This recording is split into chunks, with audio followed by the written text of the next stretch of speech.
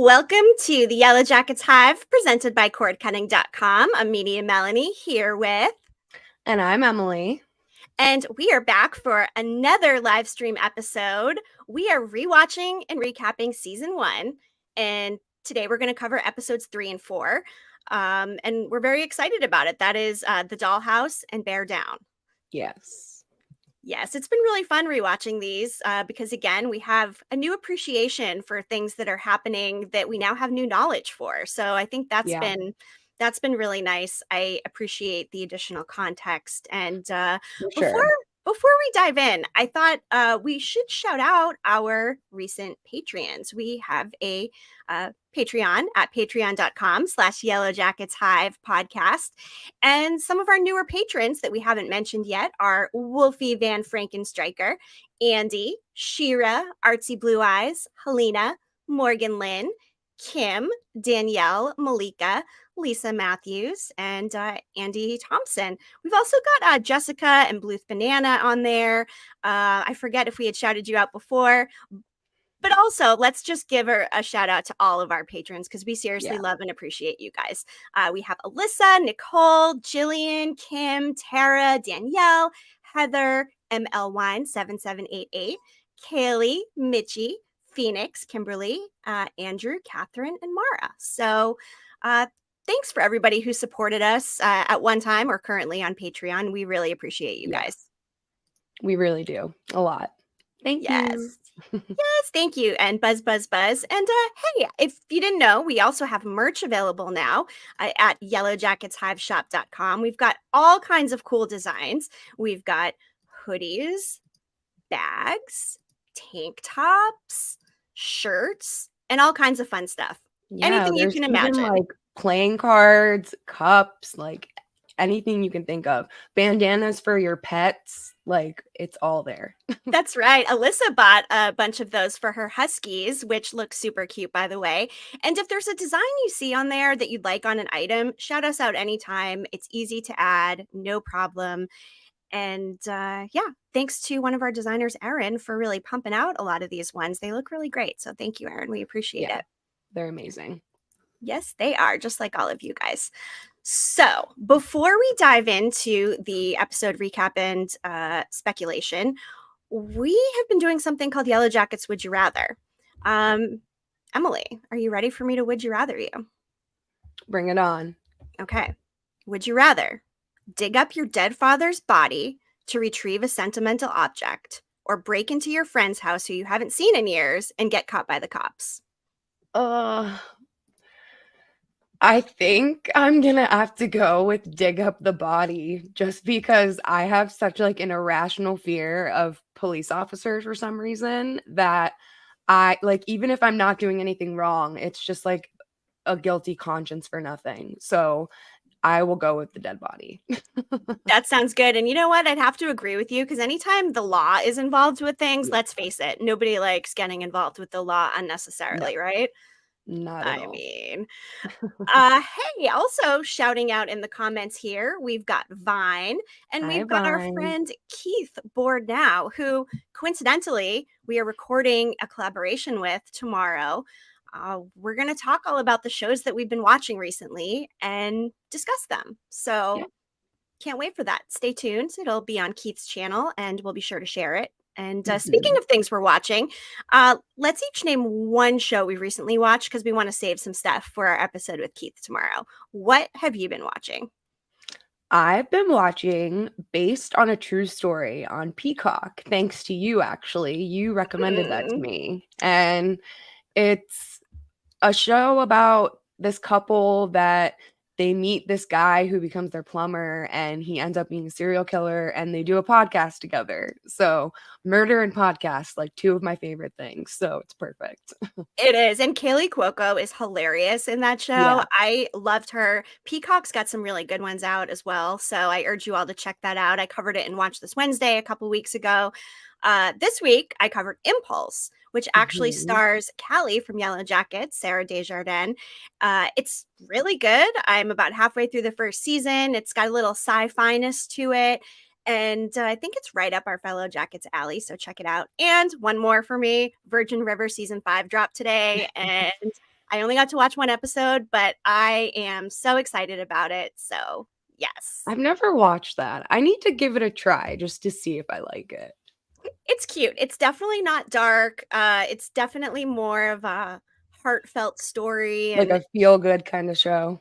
it is. I Yeah. mean, there's some dark stuff in it, but overall, it's definitely on the lighter side of things compared Yeah. to what we normally watch. So Yeah. worth a look, you know.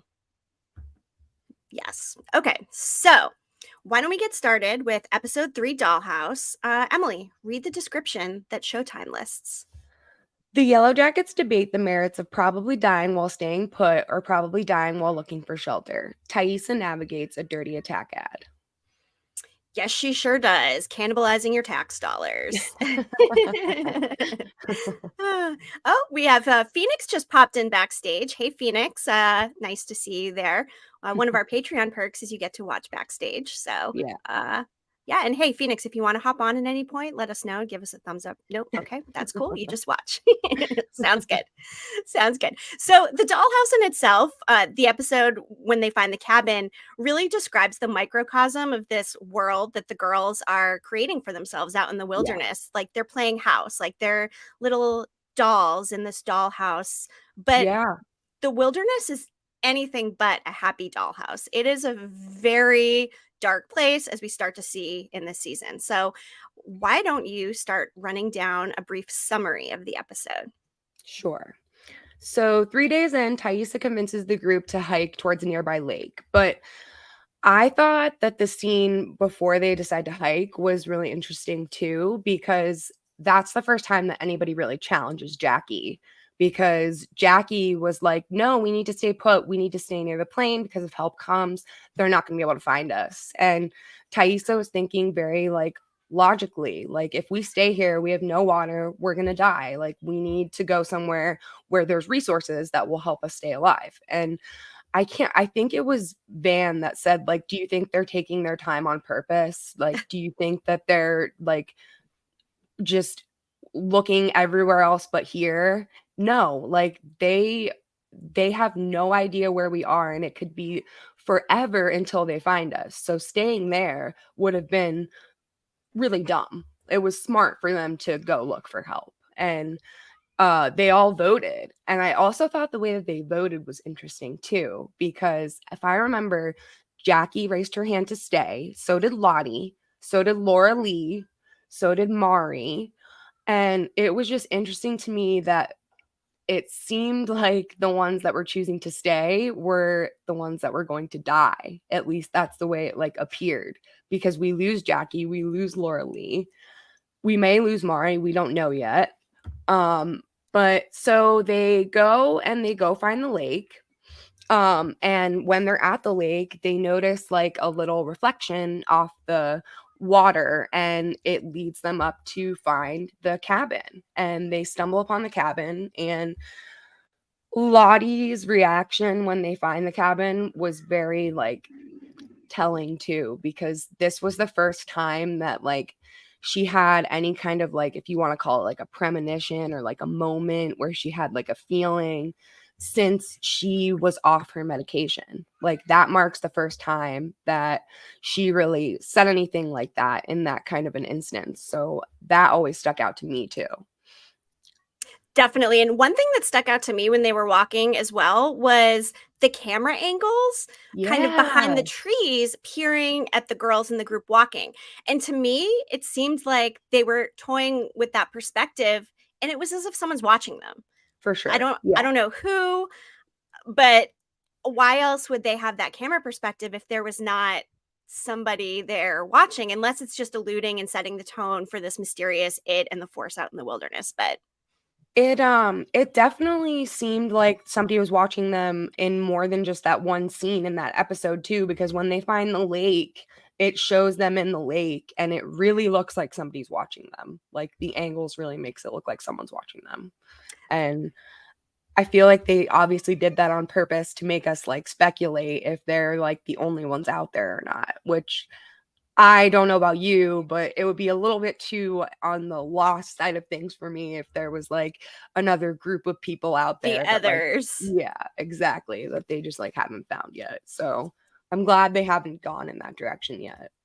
Definitely. And speaking of the scene at the lake, something I really enjoyed was when Mari was checking out Travis, and maybe he is hot, her and Nat looking at him, and Jackie's like, "Hey guys, we've been here 3 days. Like, we're not that desperate yet."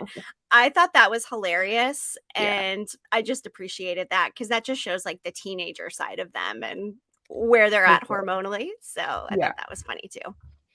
Yes. And then in 2021, as we spoke about briefly, cannibalizing your tax dollars, Phil Bathurst ran a dirty campaign ad against Thaisa, and she like sees it on her computer with Simone, and she said something like, if I don't start hitting back, this could be my new normal. And this was the same episode where right before we see this scene, Thaisa's at the park with Sammy, and Sammy like basically punches another little kid in the face.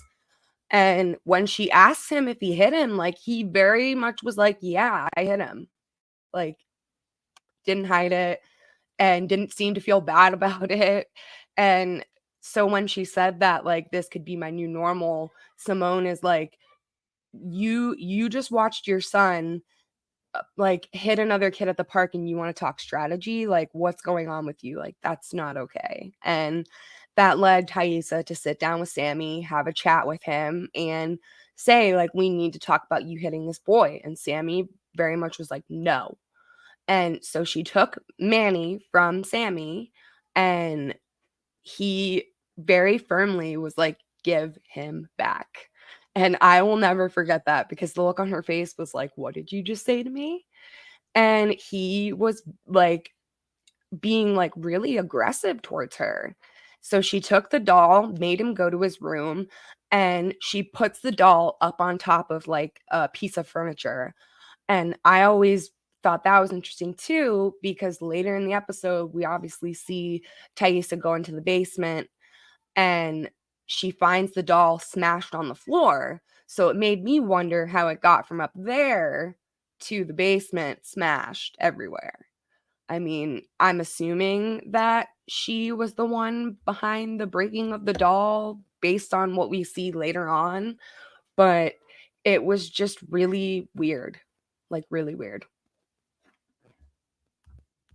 It was, and the creepy tone in which Sammy said something about it, I thought was extra creepy as well. And it's funny, of course, he's playing with a doll. The episode is called Dollhouse, so I do think that there's a little bit of a dual entendre there as well with Sammy and his doll. And of course, the missing eye comes into play.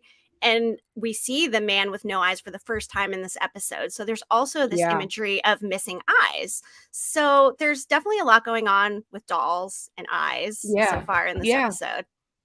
Yeah, the man with no eyes scene was super interesting too, because that was the first time that Thaisa sees him, but she sees him as a little girl. And it was just for the way that they made us see him for the first time, like showing him through her eyes and through her grandmother's eyes, like that made us speculate if it was like a generational kind of thing where like it got passed down from her grandma to her. And maybe if Sammy is her biological child, then maybe Sammy is seeing him. Because as we talked about before, those creepy drawings that Sammy made, there were a couple drawings that really looked like the man with no eyes. Sure did. So it explained to me where this little boy gets all these ideas for these drawings. Like they don't just pull ideas like that out of thin air at that age. Nope, they do not. So I'm thinking like maybe he knows way more about Thaisa than Thaisa realizes. Like, because in the next episode in Bear Down, we see him hiding inside of her like armoire while she's getting ready to go to the dinner with Diane Raffleson. And he's like spying on her and Simone. And the way that he looks at them before he leaves the room, like it looked like he was trying to protect Simone, like very much so. Like he didn't want to leave them alone. So it made me wonder if like he's been watching them a lot more closely than like either of them realize, and picking up on things that like they don't think he knows about. Definitely. And something funny was when the kid was making fun of him at the playground, he thought that they called Thaisa a cannonball. And of Yeah. course, they meant cannibal. And it's, again, one of those super small moments of humor that I was just kind of dying about. I thought that was really a fun Yeah. way to infuse a joke about eating people. So well done.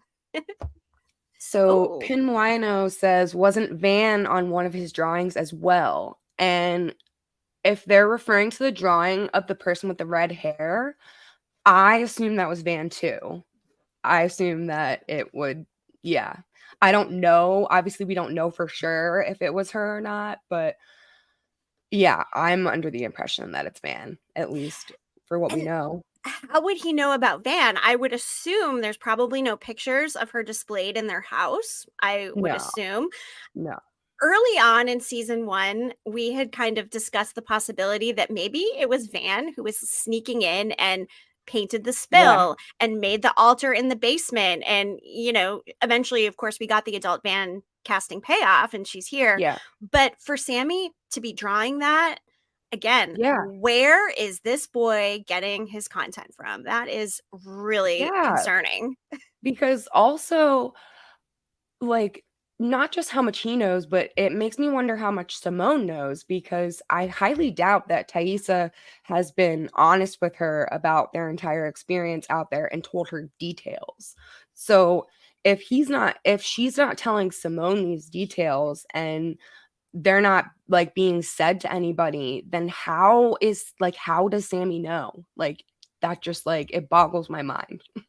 Yeah. Oh, absolutely. So there's someone in the comments talking about Dark, which is also one of my new favorite shows. I recently watched it. I've been buzzing about it everywhere, everywhere, everywhere, everywhere. I love it. And the co-creators talk about an energetic connection between the characters, made me theorize they in a TV show and time is not linear and characters are multiple, such as Ben, Caligula, Jessica Roberts, Walter, Shauna's Wilderness Baby, Crystal. Interesting. My whole notion of time as a concept has been challenged after watching Dark, and my conventions of our existence have just been completely upended. So No, I'll that have to is, watch it. oh my goodness, Emily, I cannot stress enough how much I loved it. I'm going to rewatch it as well. But it's funny that you mentioned Dark because I love it. And again, the notion of time, the time passes unequally in each of the timelines. So I wonder if there is Yeah. some sort of element that they're playing with time. Of course, we will see, but that Yeah. is an interesting observation. Mhm. We also see Shauna this is also when Shauna follows Jeff, and she realizes that Jeff is what she assumes is cheating on her, because Mhm. she follows him to, what's the name of the Jolly Rogers, or the Jolly Hitcher, that's the name of the hotel. Yes. Um and she also happens to run into Adam at this exact moment, which was just too coincidental. His excuse being that his studio space was just down the street and he came for a drink, which Shh. I What's didn't up know if with I that? really believed that. But now, after seeing season 2 and seeing that studio space that he had, it makes me wonder if that really was true.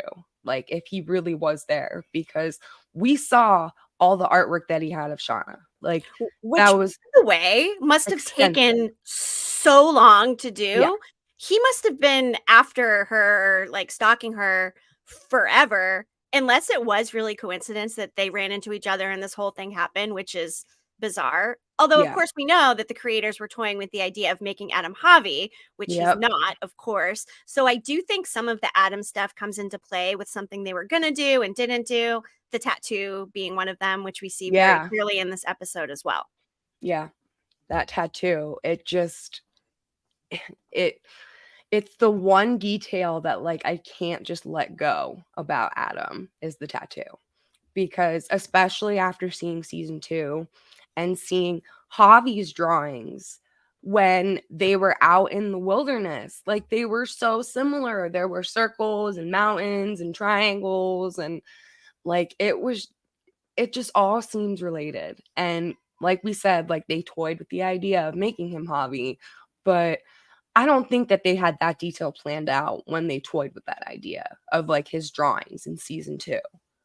Right. I would have thought after, Adam died and we kind of like realized that it probably wasn't Javi. And after Javi died, of course. Yeah, the pictures though, it does seem like something outstanding that Mm-hmm. there may still be something to. It just sucks Javi died because we're never gonna know about the caves and who his friend was and Yeah. all that stuff. But I digress. So I have some oh wait, hold on. Then we see Misty and Natalie go on this goose chase for Travis, and we see them obviously go to his house. He's not there. The police get called, which is another thing that I've always been really curious about, because the Yeah, timeline regarding everything about Travis and his death is very suspect to me. does Like, not add up. no, not at all. Because like there was so much that happened in such like a short period of time, it seems like Jessica Roberts going to Travis's house, then Lottie showing up because Lottie showed up after Jessica Roberts showed up. Then Natalie and Misty showing up hours later. Like it there's just so much about it that just doesn't make sense. There But is. And the note, as Dustin Smothers is mentioning, we still may find the she he was talking about in that note that he left, which is also very suspicious.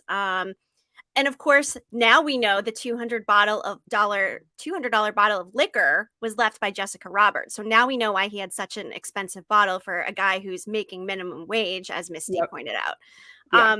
I just also loved Misty's lines. Everything about like this reads Unabomber. The less belongings somebody owns, the more likely they are to be whatever kind of murderer. Misty had so many good one-liners throughout this entire episode, Oh and yeah. I laugh out loud every single time. After they get caught by the cops and they're in jail, she's like, I bet you he thinks we're hookers. And that one always makes me laugh so hard because I highly doubt that's what was going through their heads Yeah, I when they definitely don't looked at the pair of them. know. But this was also when they both got the chance to call someone to bail them out. And we see Hmm. Natalie call Thaisa. And Thaisa does not help her, as we all see and know. And Thaisa says, you two are so toxic for each other. Like, I can't remember exactly what else she says, but she says something like, when the two of you get together, like, it's just not good.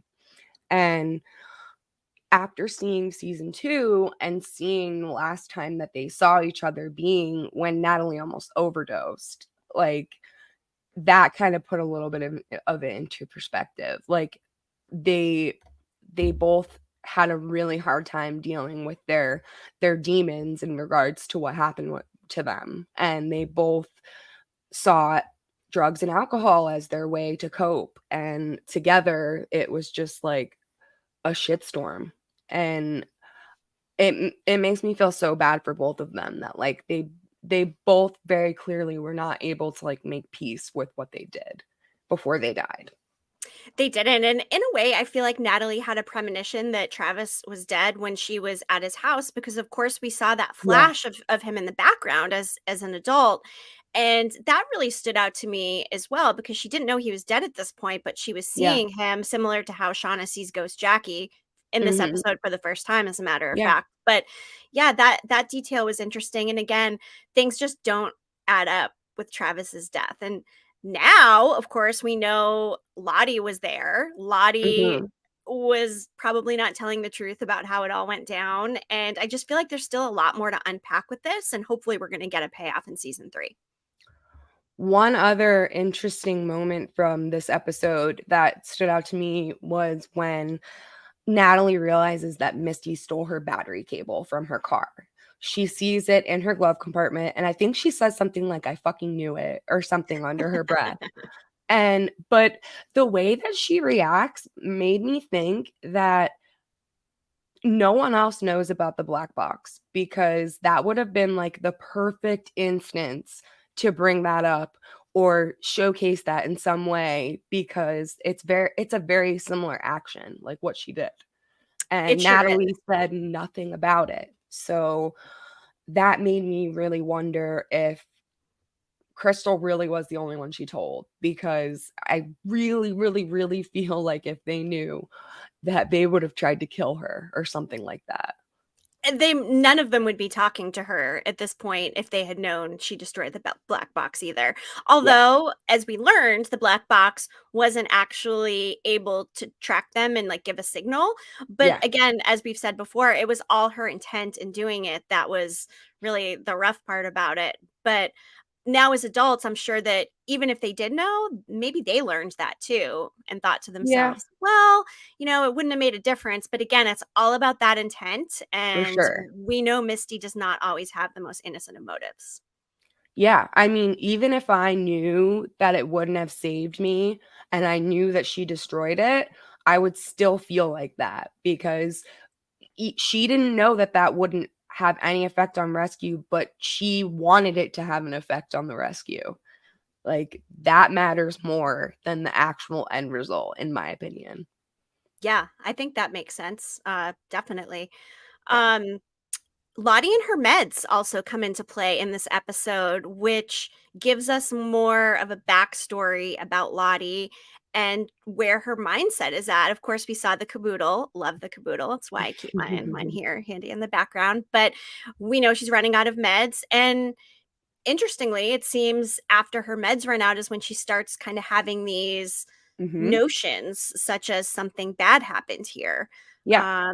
And then even with the plane, she said it didn't want him to leave. I mean, the plane Mhm. obviously had gas and started right up for them, which again, suspension of disbelief, because that plane, there's no fucking way that thing ever would have taken off, in my Yeah. opinion. And science too, after sitting so long. But what did happen out there? This is our first look into Cabin Daddy. I mean, we Mhm. saw all of that weird 70s porn they were looking at. As Coach Ben mentioned, he had enough ammo stocked for the apocalypse. So if he Yeah. had everything he needed out there and a means to get out, why did he die? We still don't know. They've now, of course, buried the body, which by the way was super creepy when they first discovered it up in the attic. That Yeah. was jarring, and seeing the symbol on the floor and seeing a symbol carved into the tree that Lottie discovers in this one, which looks so freshly carved to me, Emily. It just, Yeah. when did the symbols get there? One of the ones by the tree was by the ghost plane. What's the significance? Does that mean there's another cave over there, perhaps? I don't know. I definitely think that that's possible, about it being like a marker for where there's like a cave, because we saw that in episode 8 of season 2, when Natalie tells Coach Ben about the tree, she says that he was praying to a symbol tree near the creek, and that was the tree that Ben went to and found. So that tree had a symbol on it. So maybe it is a marker for something. Ooh, there's some interesting comments in here, by the way.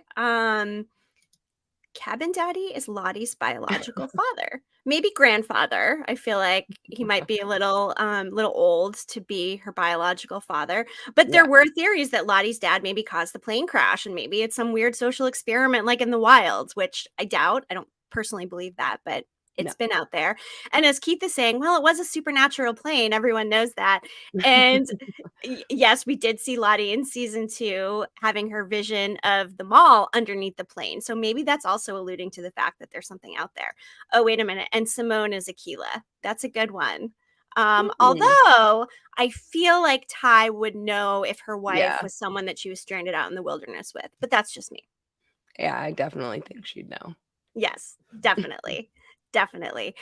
Um, let's see. What else do we have from this episode? I guess I was jumping ahead with some of the plain stuff for the next episode, but we're kind of lumping it all together anyway. But favorite scene in this episode, Emily? When Misty and Natalie get released from jail, and Natalie learned that Misty had been communicating with Kevin as Misty was pretending to be Natalie, and she says to Misty, "Do you know how weird you are?" And Misty says, please don't make this uncomfortable," or something like that. Uncomfortable silences make me uncomfortable. Loved that. I mean, I enjoyed the scene I mentioned earlier where the girls are checking out Travis and are thinking Yeah. he's hot after only 3 days in, when none of them really would have given him a second glance before. But there were so many Misty moments in here for Oh my me gosh. that were just all my favorite. Like I also said, the crumbs at the bottom of the chip bag. When Yeah. when Misty says, I was channeling you, I was being dark and deadpan when she was texting with Kevin Tan. I Yeah. thought that was hilarious. Mhm. Oh, and then when she's sitting down with the Indian woman at the restaurant and she's like, "Yeah, nobody likes my granddaughter either." I loved it. It was just peak Misty all throughout this episode. I I just loved can't get enough. when I loved when Misty goes to make a phone call too, and Natalie's like, "Who are you gonna call your bird?" And she's like, "Ha, Caligula doesn't know how to use the phone yet." Oh my god. I love that. I love it. I love everything about it. Yeah. And then the music from this episode as well. We had some good ones. Emily, what songs did we hear? We had Dreams by the Cranberries, Grandma's Hands by Bill Withers, Cambodia by Kim Wilde, and Vienna by Ultravox. Oop, and Mr. Mistopheles by Andrew Lloyd Webber from Cats. Which I think is an early call out to the similarities of Misty and Walter's road trip in season 2 when they're having the whole discussion about show tunes listening on the road trip. Yeah. I thought that was really funny. I loved their whole road trip as a whole. I think it not only revealed a lot of information, but the dynamic between the two of them is Oh so my gosh. fantastic. Yeah. And My it favorite of season 1. 100%. And it crushes me, of course, knowing Nat's not going to be here anymore. And we're not going to get any Yeah. more of those scenes unless, of course, No, she's haunting Misty in the adult timeline. But I just don't know if I see that happening either. I don't see that happening.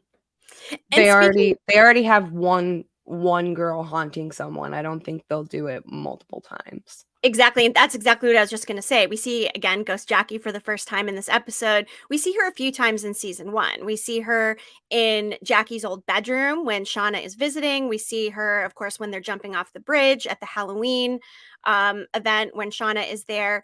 And we were discussing this before we started streaming. Will we see more of Ghost Jackie in season 3? We kind of both decided maybe not, because seeing her was maybe more of a device to let the viewers know that Jackie was dead, just to kind of start setting the table for, of course, what we saw in the season 1 finale when she was frozen. So I waver back and forth whether or not we will see Ghost Jackie in season 2. I think there would have to be an explanation we don't see her, like a new ghost starts haunting Shauna, maybe Adam, I don't know. Or maybe Shauna somehow gets in a different mental space where that portion of her imagination or psyche or conscience or whatever you want to call it is just not giving Jackie ghost vibe moments anymore. So we'll see what Yeah. happens. Yeah. I agree. I think that's definitely possible. I kind of hope we see her again. I feel like it adds a lot to the show and it shows a lot more about Shauna, and it was a good device to also show us that Jackie didn't survive. That was our first real hint that Jackie didn't make it, was when she saw her on that bridge before they jumped into the water, because she says somebody's going to get hurt. That's right. And And we know somebody ends up getting very, very hurt. And yeah, maybe Jackie was acting like her conscience to try to prevent all of this from happening, like what happened to her when she ended up in a bad spot. And to Pin Wino's comment, I think it depends on Ella's schedule. That's a really good point. And schedule wise, of course, the strikes are still going on. So yeah, season 3 hasn't been written, no production's been done. So I think a lot of the cast, who are, from what I've heard, all very committed, obviously, to returning, yeah, schedules could be an issue moving forward. for sure. We could be waiting a while for season 3, like even once the strike is resolved. Yeah, we Just because definitely of could be. scheduling and all of that stuff. Like there's so much that they have to factor in and so many different people that they have to have available all at one time. I mean, the cast is so huge. It's a huge cast. So to get everybody all on one page, I can imagine is probably really hard. Yes. And then another interesting thing from this episode before we move on to the next one, Coach Ben says wolves can kill anything if the pack is big enough. And I do think that was definitely a big hint towards the fact that, of course, the girls hunted one another like wolves, but also what we know about Van and her encounter with a wolf. So there's another wolf imagery in this episode as well. Ty sees the wolf when she's at the thing with Diane Raffleson, which is actually in the next episode, but again, kind of lumping them together. And then also, Javi carves a wolf. Adam has one in his home. Van gets attacked by wolves. So just in general, there's so much of this wolf stuff going along. I just think they do such a good job of infusing all of these different elements into everything and really tying it together. So I always appreciate that. And John Garcia, Travis's name that he changed it to. What, I mean, you can get a more like generic name, I feel like that's like an equivalent of John Smith. And why did he go into hiding, Emily? Like, these are some remaining questions I have after this episode and after the 2 seasons. We don't know exactly why he moved off the radar. It's interesting to think about. I don't know if we're ever going to get the answer either now that he's gone. Like, and now that Natalie was the only one that was really asking any questions. So, I mean, we both said we don't believe Lottie's story as to how he died. So I hope if it's not the full truth that we at some point get the truth, because I want to know what really happened. We all do. I mean, let's face it. Oh my goodness, so many questions to have answered. So that said, we are going to move on to episode 4, Bear Down. Why don't you read the description from Showtime? The girls play with guns to determine who is the most responsible. Natalie untangles a lifetime of piecing together broken men, and Taissa greets the rich. A lot of things happen in this episode, and it begins by the group finding a gun and the large supply of ammo inside of the cabin. And Natalie and Travis are eventually proven to be the best shots of the bunch. And something that was interesting about the whole gun thing was Shauna not participating at all. She was like off in the woods, writing in her journal. Javi kind of came up to her and talked to her. And I wonder if it's because a gun just isn't her weapon. She's a knife girl, and that's just allowing in her love for the knife, because it's crazy when they end up getting the deer and she offers to butcher it and Coach is like, okay, just straight across the throat, and she nonchalantly does it like no problem, as if a knife in her hand is one of the most natural things we've ever seen. And of course we do see here in season 2 with the arms in that dream that Jeff has, where she has the cooking knife arms. So there's just so much of the Shauna knife imagery. And for that reason, I found it interesting she wasn't into guns, because maybe you're either a gun person or a knife person. I guess I'd be more of a knife person personally than guns. So or a rifle. I guess it's a rifle is the right term. It's a gun, but a rifle, right? Or shotgun. Shotgun, rifle. But her being like the only one, like literally the only one not to participate. Like, why her? Like, we saw Jackie try to shoot the gun and she couldn't even like hold it upright to like aim, but she still tried. She sure did. That's right. That's interesting. I never thought about that, for Shauna being the only one out of the whole group and they're all just willing to give it a whirl. I mean, I don't know if I would have given it a whirl. I am not a gun person, so I do think that is really interesting. And look at the utter joy on their faces when Nat really just crushes it with her shooting. I mean, God, have you ever seen Mari so happy and joyful before? For real. I mean, just saying. Yeah. Then, after we see them learn how to shoot the gun, we then see Natalie and Travis go on their first hunt to find food, but Travis actually leads them back to the crash site instead of taking them to go look for animals. And he does this so that he can dig up his dad's body and retrieve the ring that his father was wearing as a gift for Javi, because I don't know why, he just thought that it would make Javi really happy to have something like sentimental, I guess. Maybe to replace the gum. The gum scene gutted me. There's been a lot of Javi things that were pretty sad, but seeing him saving the gum and the way that Travis treats him like such shit totally sucks. I mean, you wrote a whole article about it. Travis Martinez, love to hate him or hate to love him. And he was so harsh towards Javi, I feel like, throughout this whole thing. But again, in a way, I think a lot of that was a coping mechanism for him, and he didn't know how to act. I mean, God, he's been through this severe trauma. His dad died. He's out with these people he doesn't know. And Javi's still his brother. And the fact that he's going back to get the ring for Javi just kind of shows, of course, he loves his brother. He's just overwhelmed with sadness and tragedy and all that stuff. So yeah, I agree. And then we also learned a lot about Nat's dad. So we have this whole scene where Nat's helping Travis get the ring off his dad's finger, and meanwhile we're seeing all these different flashbacks about Nat's dad, who seemed like a really fucking bad guy. Emily, wouldn't you say? Yeah, I'd agree with that. It's a fair assessment. Yeah, I mean, we learn, of course, that he was accidentally shot in an altercation they were having. He was just straight out mean. The way he treated Nat when Kevin Tan was in her bedroom was just terrible. And God, it makes me even more sad knowing Kevin Tan isn't with us. I know I say it every time I talk about Kevin Tan, but it was really sad. I love the mixtape. I love the sentiment of him having given the mixtape to Nat and then her giving it to Kevin in the adult timeline. But yeah, Nat's dad, total dick. Do not like that guy. And it really just gives us more information into who Natalie is and maybe why she's the way she is.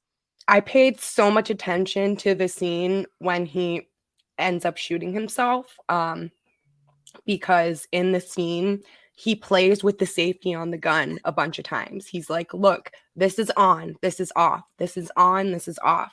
And I watched it multiple times. He left the safety off when he went down the stairs. So he was the one who he killed himself, like on accident, obviously. But dumbass. If he wouldn't have been toying with that safety, then that might not have ever happened. And it's so ironic because he's saying, oh, of course it's safe to keep a gun in the house if your kid's too much of an idiot to use it. Who's the idiot here, bro? I mean, you just shot yourself and killed yourself. Dumbass. Yeah. Dumbass. Yeah, I don't think that he was a good father by any means. No. Terrible, terrible, terrible father. And then this is the episode where we do see the ghost plane, which we kind of touched upon a little bit earlier. But it's, again, really interesting to me. They find it and then it just starts right up. And like Laura Lee just knows how to like start a plane and eventually fly a plane. And so many things with the plane are just wild to me. It almost killed Van too. When we talked to Swell, he said that he didn't think that plane would start either. That's right. And he works for the FAA. I mean, he had given us all this information on the black box and whatnot before. So again, no way the plane would have started. So was this some kind of a sick joke? Did it start because the wilderness wanted one of them to die? And for some magical force, it started up and then Laura Lee died and they spilled some blood and maybe that allowed them to not have to have anybody die for however many episodes. I don't know. I never really thought about that until I'm just talking through it right now. So, but there has to be some force in play. On the spot. Yes, the live streams are great. They may always not be perfect, and I don't know. I'm always stumbling through words sometimes, but yeah, sometimes these things just hit us like a light bulb, and maybe it's not suspension of disbelief. Maybe it was another force working to show the girls what was going on and who's in charge out there. I don't know. I never thought about it that way either, but I feel like that could definitely be for sure. Speaking of wild theories, this is not related to this episode, but Dustin Smother said, what if Crystal set the cabin on fire? We believe she's 99.9% dead, but Misty couldn't find the body or overlook the body. What if she did survive? I mean, judging by the blood that was coming out of her mouth, I can't see her surviving. And actually, we're doing an episode on Where's Crystal for our patrons this month too. So you know what, Dustin, we're going to add this to our list and we're going to talk about, maybe she's in the caves and she set the cabin on fire. Somebody would have had to come and rescue her though, which would give credit to there being some other person out there. I don't think Javi would have been, or Coach Ben would have been strong enough to be able to successfully, drag her body from the bottom of the cliff somewhere. But you know what, Dustin, you never know. And we appreciate you bringing the theory. So thank you. Yes, I appreciate all the theories. Yes, we do. We sure do. Meanwhile, in the present day timeline, Natalie and Kevin meet, and of course, he's a police officer, and she kind of uses him a little bit to try She to. totally uses him. I'm okay. You're right. I was maybe sugarcoating it a little bit. She's totally using Kevin Tan because she Yeah. wants more information on Travis's murder. Yeah, 100%. Yes. She knew what she was doing going there, and she knew that she would be able to get what she wanted if she went about it a certain way. She sure did. She sure Yeah. did. And meanwhile, Thaisa rejects an endorsement from a powerful potential donor as they try to probe her past. Of course, Diane fucking Raffleson, this bitch. She takes Thaisa aside, tries to butter her up and, tease her with her money and her power, and then drops the bomb like, hey, I'm really good at keeping secrets. Why don't you tell me what really happened out there? And Thaisa, Diane says, hey, watch your tone with me, because Thaisa starts to be like, hey, what the fuck is this? And then she says, let me calibrate my tone as I tell you to perfectly go fuck yourself or something along those lines, which I appreciated because let's face it, that money would have been very helpful for Thaisa and her campaign. So to turn it down makes me think that maybe, Ty does have boundaries when it comes to this political campaign. She was, of course, going to use Phil Bathurst's daughter as a way to retaliate against the cannibalizing your tax dollars ad. And she doesn't. She instead calls him and warns him on the phone. And so despite the fact that Ty might do some kind of shady things, it shows that she does have boundaries and a conscience. So Yeah, I could see that. Mm-hmm. And then, of course, we see her like seeing the deer head. She's hallucinating the deer head come across on the tray, which is kind of wild too. We're seeing her delve a little bit into these other states. And it's interesting because Simone mentioned she forgot to eat dinner. So she was lightheaded. And it makes me think, does Ty hallucinate and sleepwalk when it's something physically going on with her body? For instance, she was eating the dirt out in the wilderness in a future episode. She's maybe hungry, or if in the fact of sleepwalking, she's maybe tired or out of it or something. So I don't know. It's interesting to start kind of seeing Ty unraveling a little bit. She also hallucinates seeing a wolf at that point too. Like, I know you already touched on the fact that like wolf imagery is big, but she, at that moment, she sees the deer head, and then she looks into the next room, and she sees like a white wolf walking away. And this was the moment when an older couple had approached her, and they asked her about Phil Bathurst, and they said, what are all of his supporters chanting? Spill, spill, spill. And then the old man says, tell me, what did you really have to do out there to survive, basically? And that's when she hallucinates seeing the wolf, like when they're asking her these questions. Right. And the spill, spill, spill. This is the first time that we hear that. Of course, spill comes into play later when we see it painted on Ty's building. We hear spill throughout different conversations. I think Jackie might be one of the first girls to mention, or she says spill, talking about like spill the gossip or spill the tea or whatever. But yeah, so the first time we hear this spill, spill, spill, I think there's something to that. I think that's interesting. Really quick, wanted to shout out Jesse. He says, I love watching you two. I loved the show since season 1, but didn't find you guys until season 2 first aired, but I'm glad I did. I love the podcasts and vids. Jesse, thank you so much. We cannot even tell you how happy that makes us. We put a lot of work into this and just appreciate all of you guys so much. So while we're discussing it, please be sure, if you want more of our content and you have not already, be sure to bookmark cordcutting.com/yellowjackets-hive and subscribe to Cord Cutting on YouTube, which is youtube.com/@cordcutting. And you can find our exclusive videos there and articles on our Hive Hub page. So buzz in and check it out. Stuff every week. So if you're in need of stuff, there's plenty there. Plenty. And we've got a lot of fun stuff coming up this month. I'm so excited for it. So stay tuned. back to the episode coverage. Where were we? Shauna and Adam. Yes. Shauna and Adam begin their affair, if you want to call it that. I don't know if I would call it an affair. And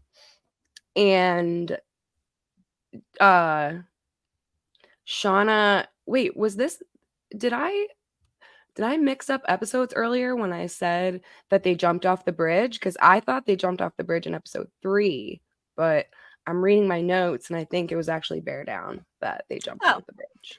Yeah, you know, either way, I lumped together some things too. I think when you do 2 episodes at once for a rewatch, I watched them back to back, kind of like last minute today, barely got them done and rewatched. Yeah. But yeah, they all do kind of lump together. But as long as it happens in episode 3 or 4, I think we're just fine. And you guys will all forgive us out there, right? Yeah, right. I hope so. Yes. And yeah, that's when they jump off the bridge and they start hooking up with each other. And I didn't love this moment, but I love the music in this moment. It was Ready to Go, I think was the song. Is that what it's called? Here, let me pull up the handy music graphic here. Yeah, Ready to Go. Ready to Go. Republica. Absolutely. Mm-hmm. That was a good moment. Another Adam Shauna scene that I enjoyed was them doing the alcohol thing where they go and ask someone to buy them alcohol. And the guy's like, hey, no one's carding you, lady. Yeah, you're not going to get carded. No. But one little detail that I did actually pick up on this time in the rewatch was the pub next to the liquor store was called the Artful Dodger. And the Artful Dodger is a character in Oliver Twist who's a pickpocket, a thief. He's kind of a head of a kid gang. And I was wondering if that was some kind of sneaky metaphor to where Adam is the head of some kind of sneaky wilderness gang or cult. Of course, now we know it's not a cult because Lottie's, of course, the head of the cult. But I'm like, the Artful Dodger of all the things, was that the was that the actual name of the pub where they were filming, or did they put that on there on purpose? I should have Googled this ahead of time. So, hey, everyone out there in the comments, I don't know, maybe we can find the filming location for the liquor store / pub from season 1, Bear Down. But I just thought that was kind of sneaky. Like, is it a background clue or am I just reading way too much into it?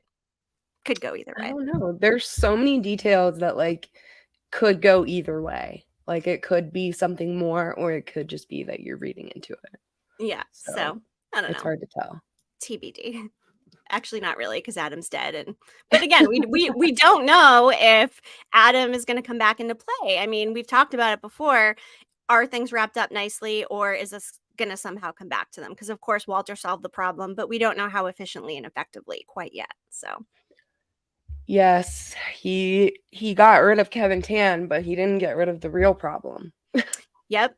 You know, Dustin mentions Shauna likes forbidden sex with Jeff when he was with Jackie, forbidden sex with Adam when she's married to Jeff.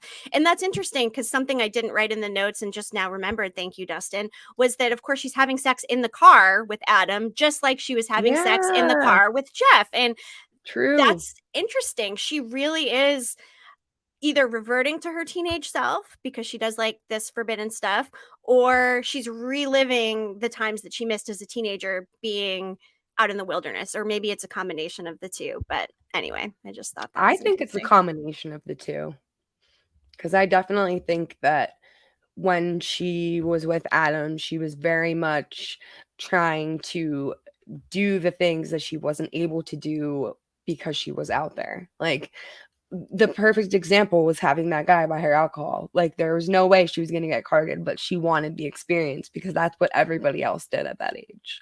That's right. And, you know, Pin Wino pointed out she also masturbated in Callie's bed in episode 1 to Callie's high school boyfriend, which is really fucking gross. Like, very disturbing. So wrong. Very disturbing. So wrong. But it all plays into that whole, like, is she reliving the teenage thing, or is she just kind of stuck in that place mentally? And the forbidden aspect of it too, because I'll tell you, Callie's boyfriend, Kyle, was definitely forbidden for a 40-something-year-old woman. 100%. You know, it gives me like goosebumps and cringy feelings even talking about it. Yeah. It's gross. But yeah. And then Misty and Jessica Roberts have an interaction. Tell us about that. Misty approaches Jessica Roberts after she realizes that Jessica is there spying on Natalie, which is the same thing that Misty's doing, but Misty plays it off as, I was having your back. And she says to Jessica Roberts, I know when you look at me, you don't see someone that you should be afraid of, but you're wrong. Oh. And And we all know how it turns out for Jessica fucking Roberts. yeah. Yeah. And all Jessica Roberts says is okay. And she just gets up and walks away. Like she has like no concerns when it comes to Misty Quigley whatsoever. And she was the one that she should have been afraid of out of all of them. 1000%. 1000%. Oh my God. Oof. And then also Misty calls Shauna to tell Shauna that Travis is dead, and Shauna didn't exactly welcome her with an open ear, if you will. That conversation like is something that I've always been so curious about ever since first watching it, because why single out Shauna? Like why call Shauna to tell Shauna that Travis died? Like what's the significance in telling Shauna? Like did she do it just because she was like wanted to be like, "Oh, I knew about this and you didn't, and I'm informing you before you knew." Like to be like, "I'm in the loop and you're not." Or did she have some other like motive like as to why she did it? Like Shauna's reaction like makes me think that Misty does something in particular to Shauna that makes Shauna feel this way. Like we know Misty's crazy. We've seen Misty do plenty of crazy stuff. But Shauna and Misty's relationship as teenagers, they don't really have one. Like None at all. Misty helped deliver the baby, but that's really all there has been between them. And I don't know, maybe she like views Misty as being responsible for the fact that the baby died because Misty was the one that delivered the baby. I don't know. Like I've had Mhm. that thought cross my mind. Like does she hold Misty responsible for that in any way because of how it went down? I can see that because it's not like they had all of a great relationship ahead of time. And the way that Key went down that whole episode was, whew, I mean, it was jarring. And Yeah. clearly Shauna was really struggling at the end of that. And I mean, most of the episode was a dream. So I don't think Mhm. Shauna is maybe even able to discern reality from a dream when it came to the childbirth situation because she wasn't all with it. And it was super traumatic. So yes, I can totally Yeah. see her blaming Misty for that. That makes sense. Because, I mean, we see in the next episode after Key when she punches Lottie in the face, before she punches Lottie, she hits Misty. And she starts yelling at Misty, saying that, like, it was her fault. And Thaisa is like, Shauna, like, snap out of it. Like, Misty did everything she could. Like, what is wrong with you? And that's when she starts going crazy and saying, like, I saw you guys, you were eating my baby, you were covered in blood, like the hallucination that she had. And yeah, the fact that she really wasn't able to discern reality from her dreams, for sure.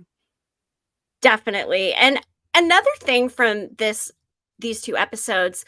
So when Nat and Misty were on their road trip and they get to Travis's, they say something like, it was after Natalie discovered Travis died. She said, Travis didn't do this to himself. You know, Mhm. what are the odds that he just turns up dead after we receive these postcards?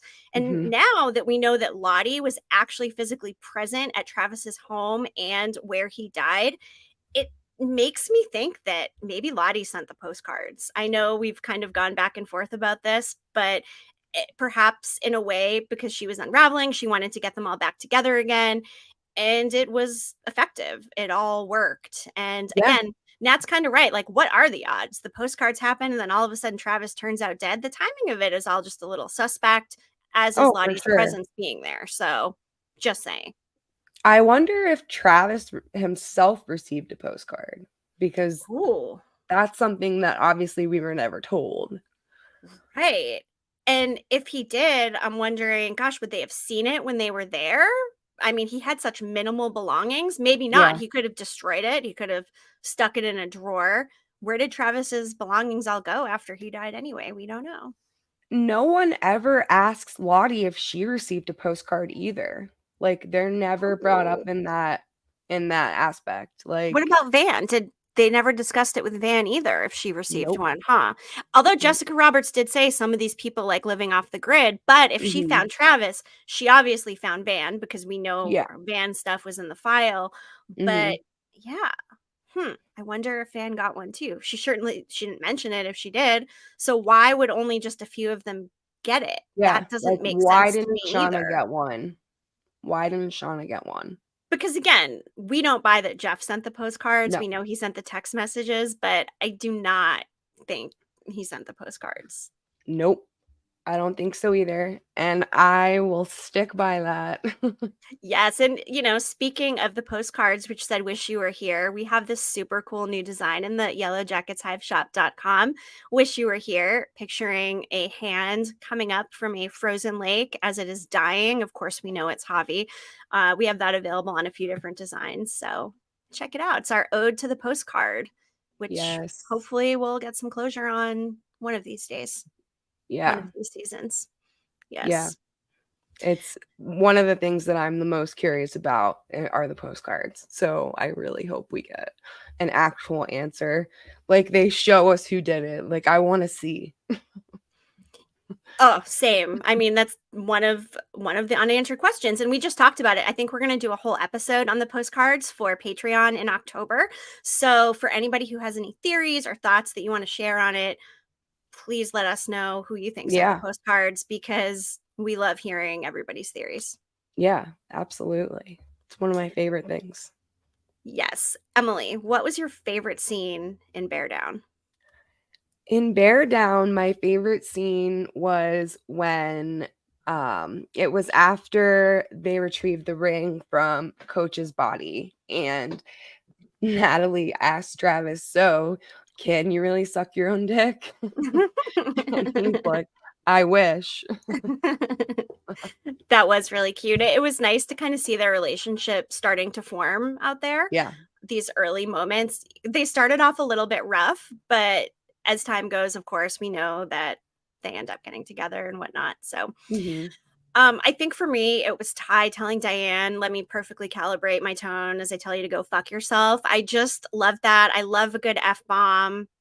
Me too. Clearly, I mean, especially the well-placed ones, those are the best. But Misty moment wise, this episode, Emily, oh my God, that one Misty moment, like, you know which one I'm talking about. Yeah, of course. When she's helping Coach relieve himself and she's like, "Well, you just bear down." And then she says, "Sometimes when I'm having trouble, I sing to release my bowels." And she starts singing Breakfast at Tiffany's by Deep Blue Something. And for the rest of my life, whenever I hear that song, that is what I will imagine in my head, is her helping him go to the bathroom. And of all the songs, Breakfast at Tiffany's, like, so random. I mean, Deep Blue Something was definitely very popular in the 90s and a popular song, but that whole scene was hilarious. It just really showed how reliant upon the girls that Coach Ben was. I mean, fuck, he couldn't even go to Yeah. the bathroom by himself. So, Yeah. I mean, yeah. we see him at the end of the episode too, like, he is just sitting on the cabin porch and swatting at all of these flies that just, like, won't leave him alone, and it makes him fall, and he has, like, a mental breakdown. Like, he falls, Misty tries to help him up, he hits her in the face and makes her bleed, and just starts crying, saying, like, "How can I just be this way now?" Like, that would have to be, like, something really hard to accept, especially in those conditions. Like, I can only imagine the mental gymnastics going on inside his head. Oh my God. And the buzzing of the flies around Mhm. his amputated limb was disgusting. Yeah. We also got some buzziness with the buzzing when the girls were walking to the cabin from that deer that was in the Mhm. forest, which what's up with the deer? We've talked about it before, all like the maggots and everything. What's wrong with some of these animals out there? The sicknesses, does it have to do with the Red River? Is there something else? And if so, why are the girls not getting sick? Unless they're getting like mentally sick somehow. But I think the mental game is a product more of the trauma than anything physical. They eat the birds that fell from the sky in season 2 and they all seem to be fine. So, but they all fell out of the sky. Was it a gift or is it sick animals? I mean, it seems like it must have been a gift because there was some blood spilled. So, yeah, because that's when Shauna gets a nosebleed. That's right. That's right. At that exact moment. So, I don't know. It's interesting. So many things to speculate on. And Dustin, God, you've got some good ones today. I saw on Twitter someone said Jeff sent the postcards and Ashley Lyle liked it. I still don't believe it. She didn't reply and she didn't confirm it, but okay, that's something. I mean, possibly. I will be so disappointed if it was Jeff that sent them. Like, I just can't see it. Like, it just seems too sophisticated for him. Yeah. But I mean, at this point now, the postcards were way back in season 1, and maybe it's just something closed and we're reading too much into it. It's hard to say. We like reading into Yellowjackets. It's basically our job, right? So here we are, reading into all the things we can possibly read into. Yeah. And we'll continue to do so. Yes, we will. We have our next live stream planned for 2 weeks. We're not doing it weekly. We're doing every other week unless something comes up. And of course, we'll let you guys know. But as of right now, not next week, the week after, we're going to cover episodes 5 and 6. God, we're just flying through season 1. Yeah. And it's been a lot of fun. I just feel like I appreciate these things so much more watching it again. And of course, I mean, I've watched these episodes way more than once anyway, but each time it just feels a little bit different and you pick up on some new things. So I feel like I'm watching it through a totally different lens now that I've watched season 2. Like, things that I didn't pay attention to before are now becoming things that might be important and stuff like that. Definitely. And the music from episode 4, before we wrap up, we had Mountain Song from Jane's Addiction, Made in China by the Father Figures, of course, Breakfast at Tiffany's by Deep Blue Something. Can't even get over that one. So Alive, Love and Rockets, Feel the Pain, Dinosaur Jr., and as you mentioned before, Ready to Go, Republica, which was just so well placed in that scene. You were spot on. Yeah, that was my favorite music moment from that episode for sure.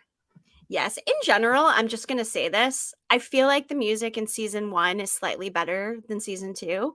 Although I did enjoy quite a lot of songs from season 2. Yeah. Overall, I think if we're rating it, music in season 1 slightly better. Curious to know if everybody thinks the same or different. So. Well, we did say before that if we had to rate them, that we would rate season 1 at like an 11 out of 10. And season 2, like an 8 out of 10. That's true. And I think that can also go along with the music. So can't wait to see what they do for season 3. One of my favorite things they did to tease season 2 was the Florence and the Machine cover of Just a Girl. And they, of course, used Alanis Morissette Uninvited in season 1 to tease it. That was my favorite. Oh, my God. So good. I loved that. Everything about it. And then, of course, she remade the No Return theme song for season 2, which was also incredible. The music game is so strong, and I just know they're gonna come with it again in season 3, and I cannot wait for the teasers to start coming out. Remember the time we all sat and watched a burning candle on YouTube, like waiting for something? Phoenix, I see you shaking your head back there. You were there watching that damn candle burn. We all were. Yeah. And I mean, after such a long hiatus, I can't even imagine the enthusiasm once things do start picking up for season 3 after the strike, because we're literally going to be chomping at the bit for any Yellowjackets content we can get. Cannot wait. Yeah. I'm so excited, and we don't even know when it's going to happen. No, we sure don't, but eventually, and I guess we'll just have to live with that. So in the meantime, Everybody be sure, again, that you have bookmarked cordcutting.com/yellowjackets-hive. We've got a new video dropping on Monday. We've got new articles coming, lots of great existing content, and the stuff coming out this month is going to be super fun. I'm not going to say much more about it, but there's some really fun stuff coming. So be sure you connect with us, everybody. And Yes. as always, thanks for tuning in. Yes. So until we spill again.